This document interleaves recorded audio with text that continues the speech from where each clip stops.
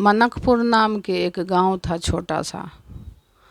उस गांव में एक ब्राह्मणी रहती थी और ब्राह्मणी थी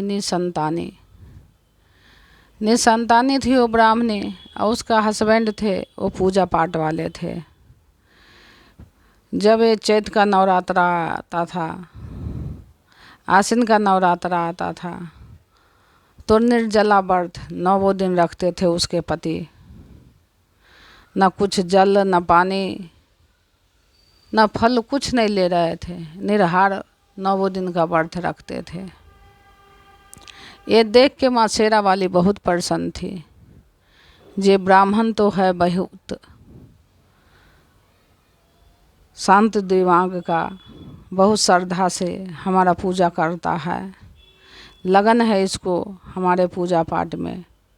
लेकिन इसकी बीवी जो है बहुत नेस्ती है, कभी हमारा नाम भी नहीं लेती है। तो मैं चाहूँ तो इसे संतान तो हो, लेकिन इसके घरवाली को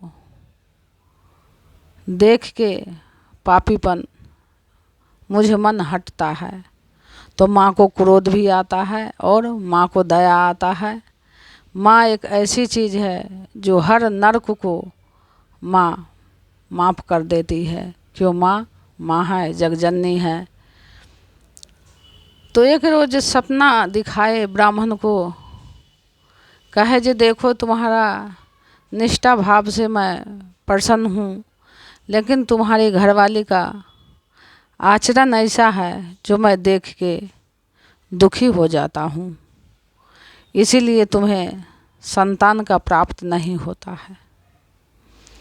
ब्राह्मण चका के उठा, माँ को चरणों से लिपट गया और बोला, माँ जिसमें जितना अकल रहेगा उतना ही काम करेगा। माँ मैं तो आपके चरणों का दास हूँ, आप अपने चरणों का धूल दे माँ, मैं सदा आपका सेवा करूँगा माँ। इतना सुन के माँ तथास्तु कहा और ठीक 9वां महीना उसको कन्या रूपी पुत्री का जन्म दिया। वो पंडित का बीवी गर्भवती रह गई। जब नवरात्रा आया, पंडित लाख समझाता था, जे देखो नवरात्रा आ गया, माँ का कीर्तन भजन करो, व्रत रखो, हम रखते हैं, 2 ही तो हैं हम, माँ सब कुछ देंगे, तेरे झोली भर देंगे माँ। लेकिन वो मानती नहीं थी, कहती थी तुम रखो हम नहीं रखते हैं, हम रखेंगे ही नहीं।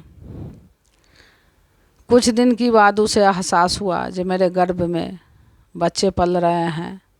तो पंडित कहा देखो माँ का कृपा है, हमें स्वप्न आया था, माँ कही है, अब तुम रखो व्रत। एक कहने पर थोड़ा सा उसको अकल आया, नवरात्रा के व्रत रखी।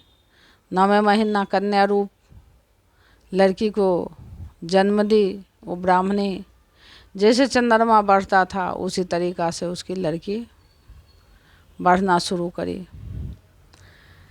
कुछ दिन के बाद माँ बाप को हर को चिंता होता है, जो लड़की मेरी सियानी हुई है, शादी करना ज़रूरी है। घर भर के तलाश में चिंतित हो गए ब्राह्मण। माँ कही जो ब्राह्मण चिंतित मत हो, हमारे वरदान का ये कन्या तुम्हें मिला है, ये कन्या का खुद घर भर मिल जाएगा, चिंतित मत करो, अपना जैसे पूजा पाठ में ध्यान लगाते हो उसी तरीक़ा से लगाओ। ठीक काल रात्रि पूजा होता है, उस दिन ब्राह्मण ने कहा जे आज प्रथम काल रात्रि पूजा है, चलो हम चलते हैं माँ को शरण में, जो हमसे पान सुपारी ध्वजा नारियल जो होगा लेके अर्पण करेंगे। लेकिन वो नहीं मानी। काफ़ी समझाने के बाद ब्राह्मणी तैयार हुई तो कन्या को गोद में ली और माँ के पास पहुँची।